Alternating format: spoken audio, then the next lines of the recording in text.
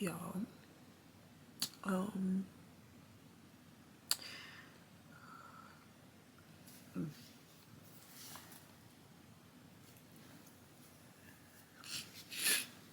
I guess this is a narcoleptic diary. Narcolepsy unveiled. I've been sitting on, I guess, my condition, like whether or not I want to make it known and aware to people that I have this thing, because I'm dealing with this. Is real life. I'm dealing with this. And I'm going through a prime example of why I don't want to tell people, because it just makes everything different. Everything different. So, last week, I passed out in the shower. First time ever done that. And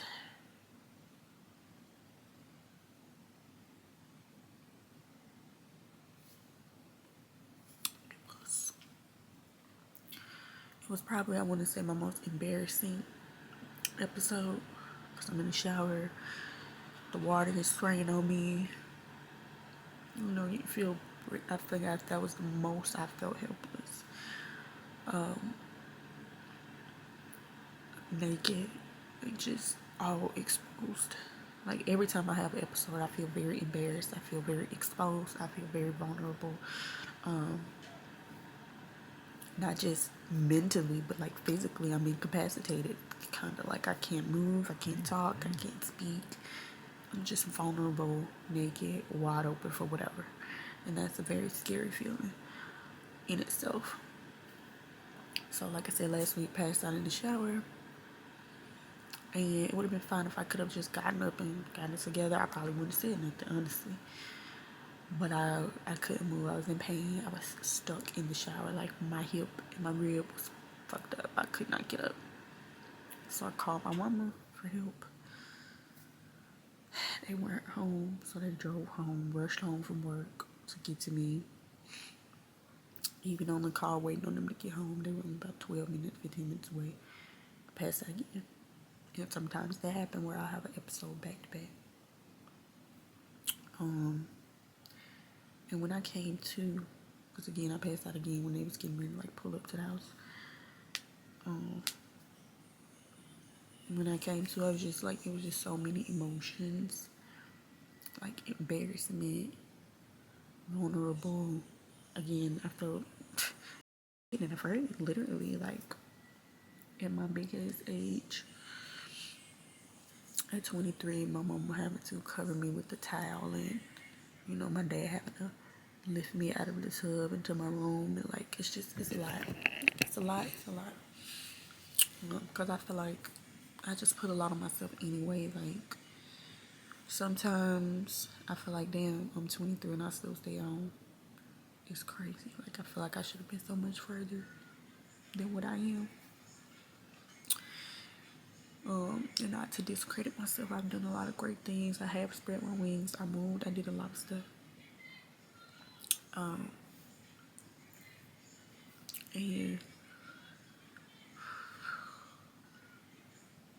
just for whatever reason, God kept calling me back home. Maybe he was calling me home because this was about to start happening to me. Maybe that's why, because some people may not know, but it's on my channel. Oh my God. Yeah, I'm not going to be on camera crying, but if I'm going to do this, if I'm going to be open, if I'm really going to push the awareness of narcolepsy, and I'm really going to push this narcolepsy unveiled thing, I feel like I got to show y'all all of it, the pretty and the ugly. And just like,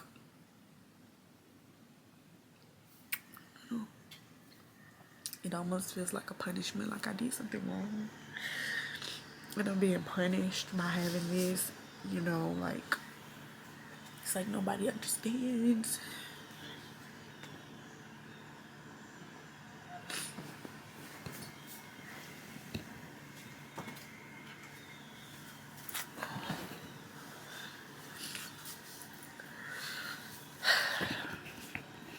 it's like, you know, like just even the diagnosis, like when you falling down all over the place. And granted, my experience is a little different. My sister had this, so has it.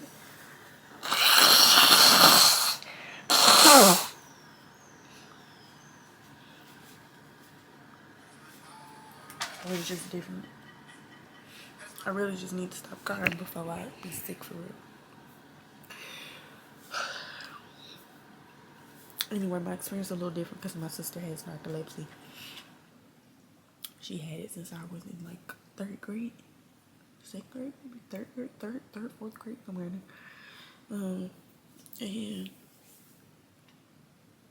just kind of watching her experience, even me from the outside, never really understood. But being a compassionate kid, like I just was compassionate, so like I could see her, you know, hurting and crying that, you know, nobody understands, nobody believes, all these things. And you know, for me, hers started when she was about, I want to say 15, 16, I could be wrong at that age, but very young.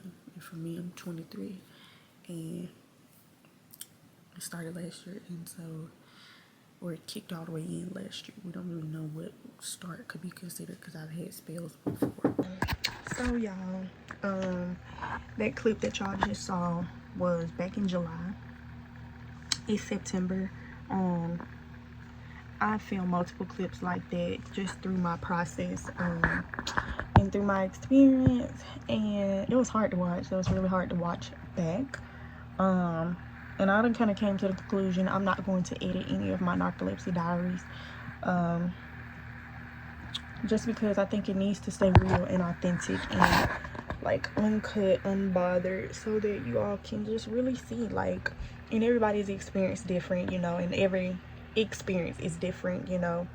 There are some times when it's fucking hilarious, you know, where if I'm joking too much I could pass out, or, you know, so there are times where it's sad and drastic, but it definitely is a life-changing, life-altering experience for anyone that has it, or anyone with any disability for that matter.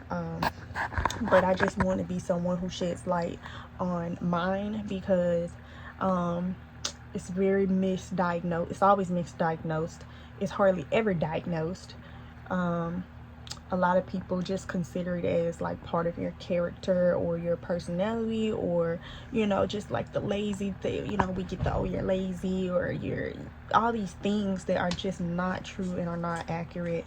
I'm not whatsoever a lazy person. I don't enjoy to sleep all day. I'm actually a workaholic. I love to be up. I love to work. I hate sleeping, actually, because I feel like sleep is a waste of time. But I understand our bodies need rest. But for me, this was definitely very difficult. I'm used to being out and about. I'm used to being a very independent person. I'm used to driving myself around, going places by myself, doing things for myself. I'm a go-getter, up and get it, like let's get to it type of person. And this thing, this disorder or disease, whatever you want to call it, has really just altered my entire life, my entire being. And I feel like it has low-key taken away who I am or who I used to be. Oh Lord, don't get emotional, just because I can't move how I'm used to moving or do the things that I'm used to doing. And so it's hard, you know, having to depend on somebody so much. But I am grateful. I'm very grateful for my support system and my team. Lord, I'm gonna cry the little eyelashes I got on off. I need them because I got stuff to do today. But yeah, so just want to share my experience. I don't know how I completely feel about posting my experiences, because it's always very freaking emotional for me.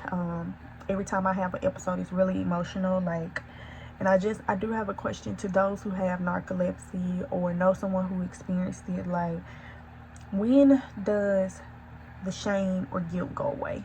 Like, I feel like every time I have an episode and I have to have help or I scare people, I feel very freaking guilty.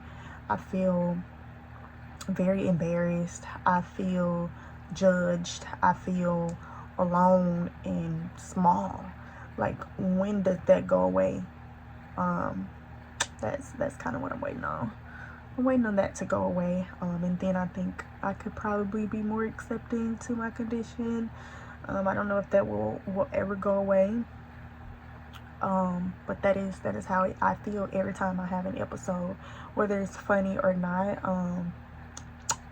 And I say funny because there again are some times where it's not so bad, because there are some times where I don't hit the floor, thank God, or fall down the steps, or fall in the shower, or fall into a pot of boiling water. There are times where I'm in the bed and I can have an episode. Those are the most peaceful, when I'm not hitting the ground, or injuring myself. But a lot of times there is an injury behind one of my episodes because I'm typically up and moving around. So yeah. So this is the start to my journey, Narcolepsy Unveiled and Narcolepsy Diaries. I'm also going to try to post on like TikTok and Instagram. We have a TikTok account called Narcolepsy Unveiled. It also has its own YouTube page. I was going to post my diaries on its YouTube page, but I feel like that's very personal to me, and so the things that I post on its YouTube page are going to be if other people would like to submit and share their stories, whether that's just like a message of them finding out or getting diagnosed or their first episode. I'm going to create some kind of forum for you all to submit that, so that, you know, we all have a voice and a place, and those will be on Narcolepsy Unveiled's YouTube channel. And then even like educational and factual things like sit down conversations, I will put on Narcolepsy Unveiled's YouTube channel. Like I said, we also have a Instagram, and it's just an awareness organization for those with narcolepsy, especially with narcolepsy and cataplexy, because it is different. But all of us with the narcolepsy trait and condition, you know, we are all basically in the same boat. And so I really want to give us a voice and bring some awareness to our disorder or whatever, to just kind of share with the world, like, look, we're not a bunch of sleepyheads. Literally, we're not just a bunch of lazy people who want to sleep all day. We're mothers, we're daughters, we're fathers, we're sisters, we're teachers, we're educators, we're friends, we're young girls in their 20s, we're college students, we're high school students, we're grandparents. We are so much more than just the girl who likes to sleep or just the guy who's lazy. We're more than that, and that is not our case, and we want to allow that to be our stigma. And so I'm excited to share my journey. I'm low-key, you know, feel some type of way about anybody in my business, but I think it's very important to just shed light on it and educate people on our disorder. So yeah, I don't say I hope you enjoyed this video, but I hope it was educational. These videos on this playlist and this series are for educational purposes, and a little bit therapeutic for me personally, just to kind of get it out. And so yeah, I hope you learned something. I hope, you know, this educated you on some feelings of those who suffer from narcolepsy and cataplexy, or anybody with sleep disorders in general. I hope this just helps shed light on some feelings that we may be having. And yeah, I guess I'll see y'all when I have my next breakdown. Bye.